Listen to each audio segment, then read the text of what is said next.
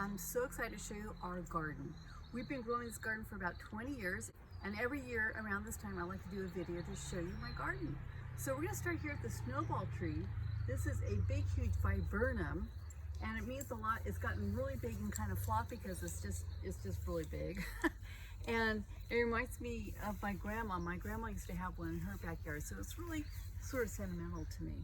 Another thing my grandma had in the backyard was this Japanese maple. Not the cat, but the maple. This is a deciduous azalea. It kind of has like rounded flowers like a rhododendron, and it actually has fragrance. Really, really nice and super vibrant, neon orange. I absolutely love it. What I really like is this beautiful sweep. We have a lot of lawn, but I like how the perennials have really flanked the lawn. We have about 65 roses as well. And this is Jerome. He's a giraffe that I got on a girlfriend trip. Late one night we were walking around after a couple glasses of wine and we saw his head sticking over an art gallery fence. So I went to the next day to the gallery and purchased him. So here he is. He's been with us for about 5-6 years. Anyway, this is a great corner right here. This is an ambridge rose. It's very old-fashioned, super fragrant, lots of petals.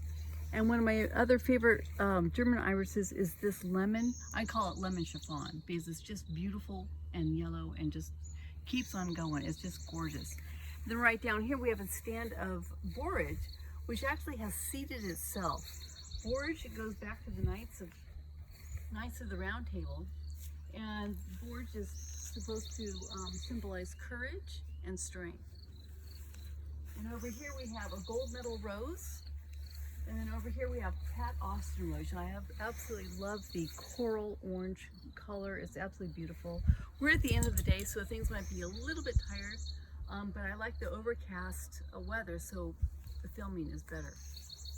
So we come over here, we have this cistus. Now this cistus, which is a rock rose, it was supposed to only grow 2 feet tall. So it should have been here, but it actually blew up. And I kind of like it. I think it works pretty well. We had to take out a rose that was in the middle that it kind of engulfed. And I think it's kind of nice. You can see the different cistus plants along here. We have 4 major ones. And then this rose over here, you may have seen that earlier. This rose is the one that we planted for our 23rd wedding anniversary. So it means a lot. And then here we have these beautiful kind of purple blue irises that were given to us by a friend who has since been deceased. And he gave this to us about 15 years ago. So this whole stand has really developed over the last 15 years. And then over here we have some herbs. We have sage and we have rosemary in the back.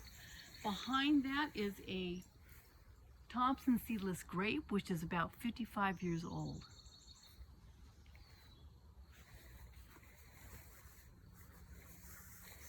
And this is one of my favorite roses. It's a Tuscan rose, and I love it's kind of like a sunset color rose. Absolutely beautiful, super strong, disease-free. It's been going for about 15 years nonstop. It's just a lovely rose. It's a floribunda. Not a lot of fragrance, but absolutely beautiful. Then behind that, we like to have an edible garden. We have a pomegranate, which we use the fruit from all the time in the fall.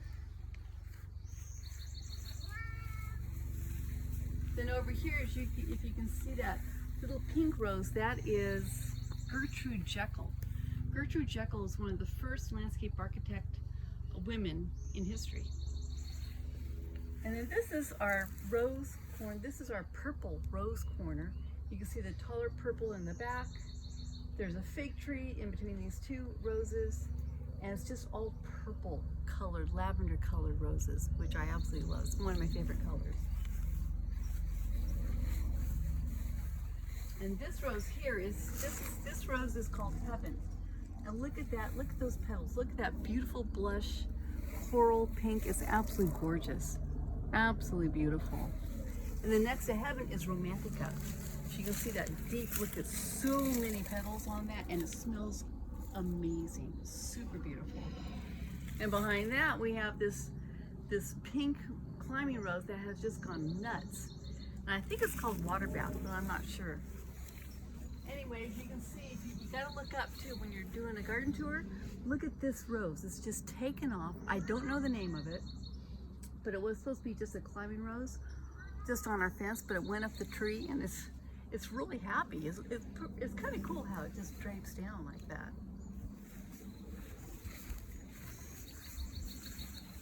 So in addition to Jerome, I call this little guy Jerry, who is Jerome's son. So Jerry and Jerome showed up in our yard one day, to my husband's surprise, and he looked at them and he laughed. So it's really kind of a fun thing. It's kind of a fun family joke. And then up here we have our Fuyu persimmon, which will give us a ton of fruit in the fall time. It's absolutely beautiful. I like kind of like the lime, appley green leaves. They're just gorgeous.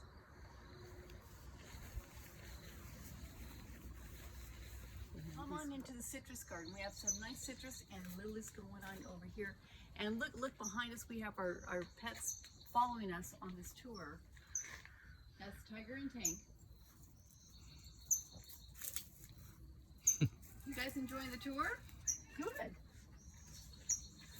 So we have our Eureka lemon right here, which is really producing a lot. It's just gorgeous, super fresh, super good lemons. Absolutely fantastic. Over here next to the Eureka lemon is our blood orange tree. And we just recently had them cut down because they were really going sky high. There's a lot of burn tip because at one time, gosh, probably about 6 years ago, it got down to 19 degrees, and there's like, it just really burned. It just really burned the citrus. So we had them cut down and shaped again. And then for the fertilizer, I put in plugs of spikes with a lot of nutrients in them to kind of green up the leaves again, make them happy and healthy again.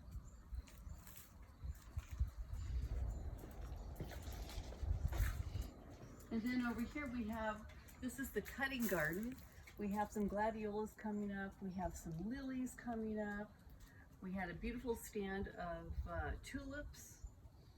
And it's just a nice area to have some beautiful cut flowers.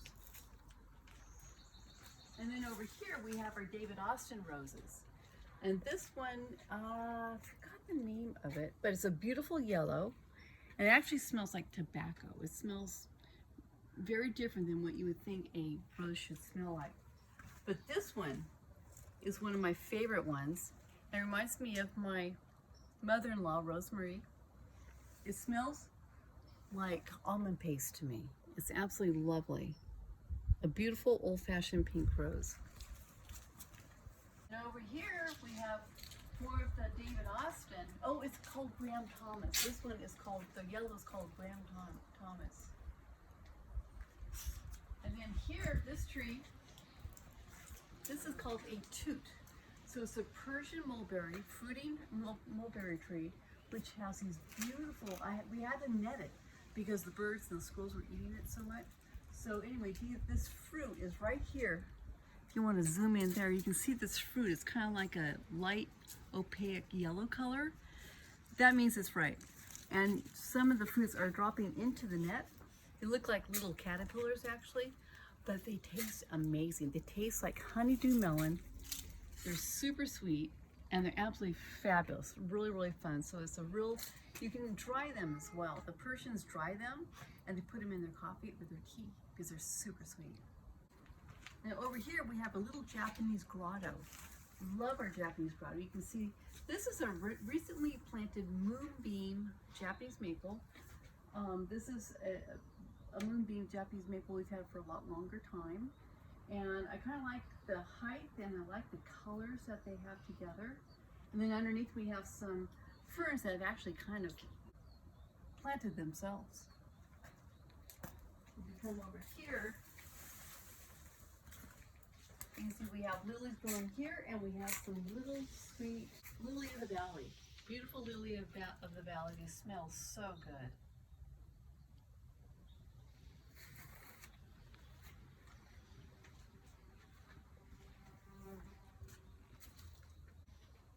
Thank you so much for joining me on this garden tour today. It's been fun having you, and I hope you have a wonderful spring. And remember to focus on the positive and happy planting.